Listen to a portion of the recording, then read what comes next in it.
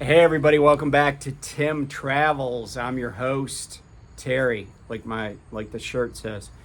Um, so yeah, I'm out here in my on my back porch.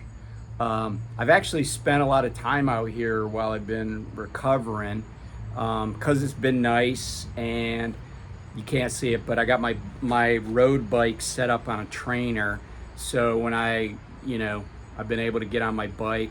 I'm not really allowed to like ride on the road, or lean over handlebars, but it's been pretty fun. And today's like I guess unseasonably warm. It's like close to 90 here, in central Maryland, north central Maryland. Um, so yeah, I I I'm doing good. I'm doing good. I thought, I'm feeling pretty good. I'm starting to feel like my old self. I'm starting to move, or I'm feeling like I can move like I used to. I just got clearance to pick up like 20 pounds in each arm because I was restricted to 10. So that's cool. And I go to like what they call cardiac rehab, where I'm on a treadmill, I'm on a bike, and I started doing some resistance training. So I'm happy about that because I got to tell you, I lost a lot of like muscle mass, and at my age, it doesn't take long. Like, you know, as a lot of you probably know, most days I do some push-ups. Even if it's only 15, I would do something for, to maintain my strength and muscle tone. So that's been a little bit like I got to get back on that, and I'll take it slow, but I'm mostly feeling good. So and people have asked, and I appreciate that. People call Lyle over No Hippie Trucking and Transportation. He didn't say it today. I talked to him a little while ago, but for a while he would be like, "I'm just calling to make sure you're still alive." So I appreciate it. And fortunately, the surgery I had, there's no restrictions on Diet Coke. In fact, I don't know if I said this. I said this in my previous video, but like I was able to get Diet Coke in the hospital like right after surgery.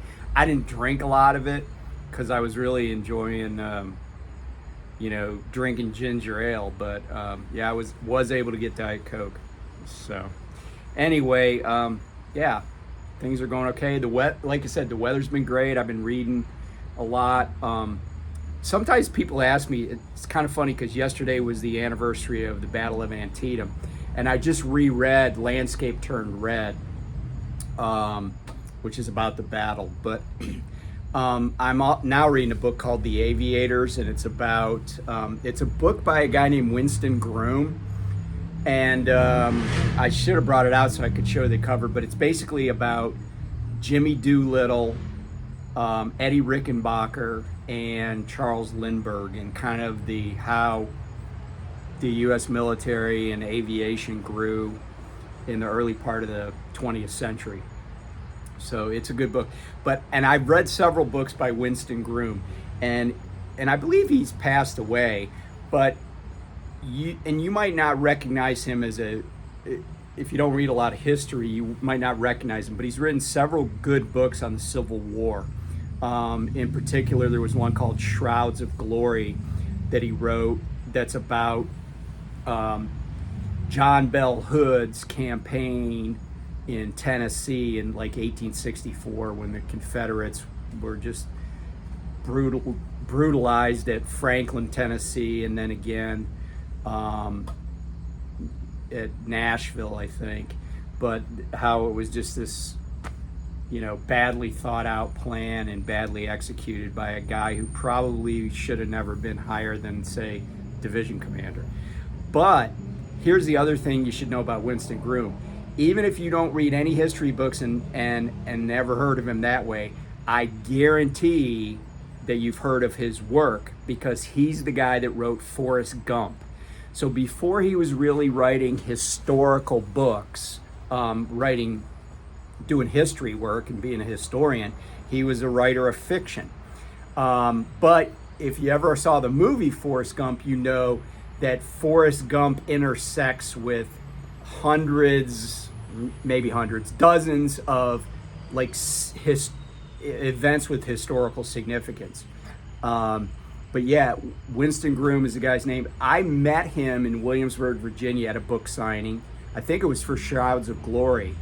And he was a very lovely guy, very nice guy. He was signing. It was at a Barnes and Noble right in what they call Merchant Square in Williamsburg. He was just very nice guy.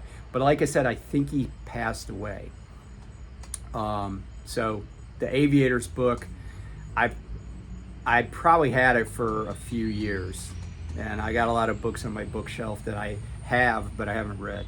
So anyway, enough about that. So it's Driver Appreciation Month or week, and I was just talking to a friend, and he was telling me about what his company did. But I want to compare and contrast, right? I've spoken out against Driver Appreciation Week because as a guy who's had employees, I always felt like, hey, if you appreciate somebody, you show them all the time. You know, it's like, as I was saying to my friend, Driver Appreciation Week to me is like the guy that tells his wife once a year on their anniversary that he loves her. You know, it's like if you don't, you know, it's kind of too little too late. I mean, sure, somebody might like to hear that, but it really kind of rings hollow, you know? And so my company, how they showed me some appreciation is this. And I haven't really talked about it, but you know, it is what it is. But so when I knew that I was going to have my heart surgery, I told my driver manager, I'm like, hey man, I got to have open heart surgery. I said, the recovery's like, 8 to 12 weeks. Now, I had not yet been with Bowman for a year, which meant that I was not eligible for FMLA, Family Medical Leave Act, which is a federal law. And so I was kind of at their mercy in terms of, and by the way, just because it's mandated that somebody have FMLA eligibility at a year, it doesn't mean a company couldn't just create their own policy or just honor that from day one. And I kind of get why a company wouldn't want to be like, oh, hey, you got hired last week, but if there's a problem, we'll still give you 12 weeks of leave. Now, but here's the thing. It's not 12 weeks of vacation. It's not paid. It's just 12-week leave of absence.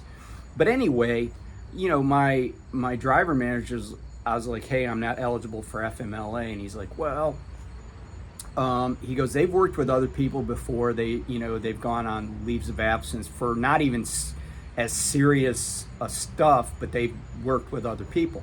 I'm like, okay, well, I'll call HR. So I call HR, and the guy that I talked to is like, oh yeah, our policy is 2 weeks. And then if you don't come back within 2 weeks, it's considered a voluntary resignation.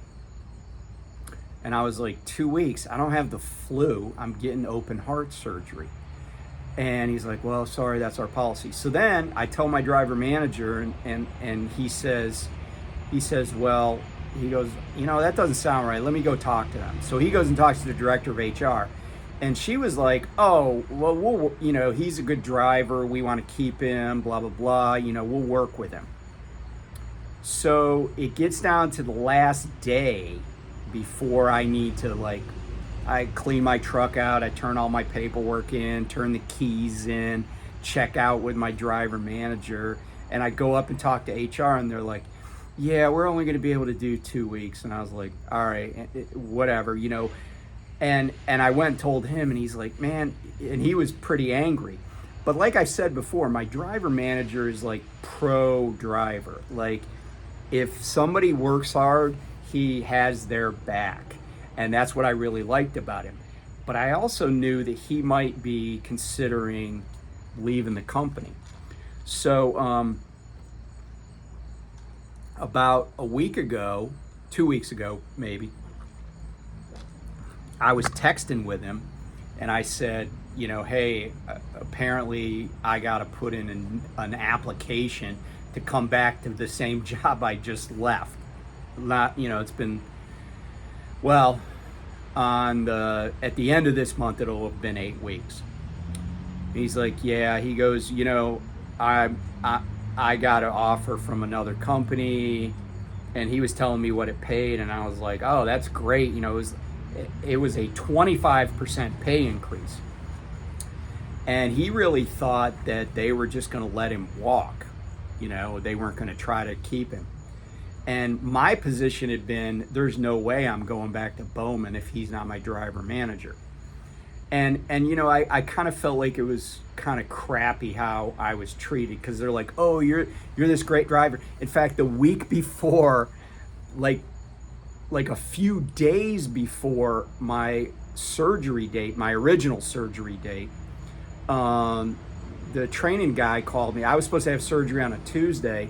He called me on like Wednesday of the week before, and he's like, hey, can you train a guy next week? I'm like, no, I'm having open heart surgery. But they were like, oh, Terry's this good driver, and we want to blah blah blah, right?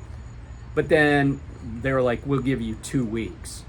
Well, the 2 weeks was actually pushed back only because I had vacation time. So I think I was into the 4th week before I was technically voluntarily resigned, even though I didn't say I was resigning. Anyway, fast forward, and they made my DM a counteroffer. So he's staying. And so I've just reapplied to my job there. And I was telling my friend, it's suboptimal, but I know that with my driver manager still being there, I have a guy that is used to working with me, that I've worked with, who is always like it. I told him, I said, there's only one trip I'm going to do for certain reasons. And he's like, yeah. And it doesn't hurt that his father just had open heart surgery, like I think the same week as I did, right? But it doesn't hurt that I got a guy that's on my side. So if I'm like, hey, look, I only drove 6 hours today, but I'm tired. I'm stopping at Petro or whatever, it's Love's. He'd be like, okay. He's not going to say anything about it. If I work 4 days and then I'm like, you know what, dude, I'm exhausted, because that's, takes you a while to get back. If I'm like, hey, I worked 4 days this week, but I'm just exhausted, I need to go home and rest, he's not going to say anything. So so it's kind of serendipitous that he's staying, because I wasn't relishing the idea of going to a new company and immediately being like, hey, you need to take it easy on me, right? Because they don't want to hear that. And I get it. So, but I didn't think that was very good driver appreciation, if you want to know the truth, at Bowman. But contrast that with, I have a friend at a company called Don Hummer, and they're based in Iowa. I guess technically their headquarters is now in Cedar Rapids, but they were from some other, small town in Iowa. But so, we were talking about it, and I said, apparently, so Don Hummer said they offered every single driver a gift, and you could pick one of 2 options. One was a new Leatherman, and the other was like a headlamp and stuff like that. And my friend said, well, last year I took the headlamp, or the whatever it was, and so this year I'm getting a Leatherman. And they were like going to route him to the terminal to pick up his Leatherman. Well, then he texted me today, and I actually called him back. He texted me today, and he said, oh, they also have this raffle where they raffle off all these prizes, and I won a TV. And I was like, oh, that's really cool, And the thing is, right, like I know maybe it doesn't sound like a lot, but what I said to him, and this is what I believe, is, and he makes pretty good money there. I don't know if I'll ever end up there, but if you're looking for an OTR company, he does really well, like between 80 and 90 a year, and he loves the place. And one of the things that I said to him was, I said, you know what I like about what Hummer's doing is that they're not just phoning it in. They're not the guy who only says "I love you" to his wife on their anniversary or on Valentine's Day, right? They put some thought into it. You know, a lot of these companies, driver appreciation is, hey, find out the cheapest place we can get cheese pizzas, and every day during the week we'll have 2 cheese pizzas in the driver lounge. I mean, my company, they don't, you know, like there's nothing, there's no amenities, there's no nothing. So I do know that other companies, like even at Prime, even with their contractors, they would usually give you $70 worth of Prime bucks that you could spend in the store on Driver Appreciation Week. A lot of companies do a good job, but a lot of companies are just phoning it in. And you know, and again, when I ran my own business, my employees knew they were appreciated almost, you know, on a daily basis, right? We bought lunch for them pretty much every day. Bought lunch wherever they wanted to. Like, it was exceedingly rare that we would just have pizza for lunch. Like, we would go to whatever restaurant, and our kind of rule of thumb was, you know, you decide where, whoever has an idea of where they want to eat, they're the ones that take the orders, and they're the ones that, you know, they go pick up the food, but the company pays for it. But anyway, I think that Driver Appreciation Week is still, I do kind of still think it's a joke. I think so many companies show on a daily basis they don't appreciate their drivers, that buying me pizza on a random week in September is not really good enough. Sorry about that. My wife came home and I had to talk to her for a second. I mean, I'll talk to her more later. I'll probably even tell her I love her, and I don't even know. It's just September 18th. It's not our anniversary. It's not Valentine's Day. But, you know, I just think that, you know, a company that only does something once a year because you know, it's like the husband who only gives his wife flowers for Valentine's Day. You know what, dude, you were forced into it. You were shamed into it. And that's what a lot of these companies are doing. They're shamed into doing something because they know other companies might be, and they don't want to be, you know, they don't want to appear to be heels. I would just rather a company treat drivers good year round. And you know, that's the funny thing about my company, and I've said this before. My company is not, they're not driver friendly at all. Not even a little bit. But I have a great driver manager. And you know, and you know, the funny thing is he you know, he's getting a pay raise and stuff, but you know, I think he's still kind of like, hey, we'll see how this goes, right? And I'm kind of that way too. I miss being, you know, like over the road, running coast to coast, but for right now, this job keeps me close to home, and you know, I will tell you that when you have something, I've just had a lot of doctor's appointments, a lot of testing, and I feel good, and my doctors are happy. But you know, it's nice to be close to home when you're still kind of in the new part of this adventure. And so you know, I think at least from now till the end of the year, I want to be close to home.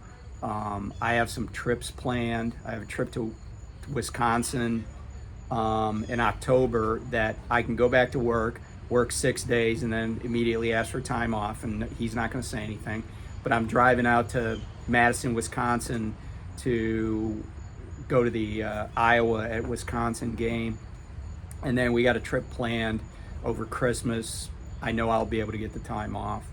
And things start to slow down this time of the year anyway, as far as sawdust goes. So it's all going to work out good. But anyway, it's good talking to everybody. I appreciate you, even if your company doesn't, although I am not going to be giving away any TVs. But I appreciate everybody tuning in. And I know I've talked about this before, but it's kind of like I feel like if I keep talking about it, it'll eventually happen. But I've been thinking about, okay, it's September, it's still warm, but maybe I should get some winter clothing, some Tim Travels winter clothing together. So I'm looking at maybe some hoodies and some skull caps, because there's a guy that's a friend. He's asked about skull caps, scullies, as he calls them. And, so I'm going to be working on that. I still have, let me see, probably at least 2 weeks where I'm going to be off. So I got some time to work on it. The only thing that might hold it up is like cash flow, but that'll be getting handled here pretty soon anyway. So anyway, thanks for tuning in, and thanks for hanging with me, and I appreciate everybody, and be safe. Talk to you soon. Bye.